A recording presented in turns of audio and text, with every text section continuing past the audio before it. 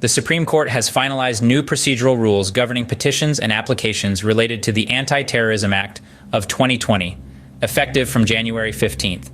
The approved rules cover various aspects including detentions without warrants, surveillance orders, freeze orders, travel restrictions, and court actions in implementing the anti-terrorism law.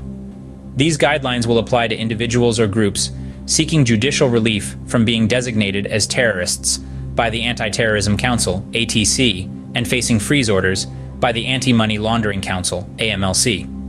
According to the outlined rules, the Court of Appeals, CA, can issue a preliminary prescription order within 72 hours if probable cause is established that it's necessary to prevent terrorism.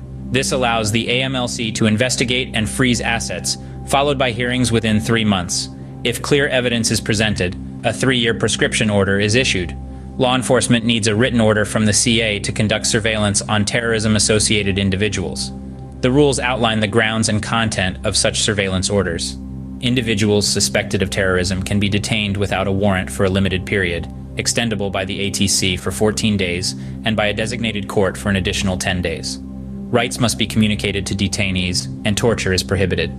The guidelines also address classified evidence related to national security and appoint guardians ad litem for vulnerable groups like the elderly, pregnant women, persons with disabilities, and children. The Anti-Terrorism Act faced opposition due to its broad definition of terrorism, which raised concerns that peaceful dissent might be labeled as terrorism. In 2021, the High Court nullified parts of the law, including the overbroad definition of terrorism and certain tagging methods, following petitions seeking its invalidation.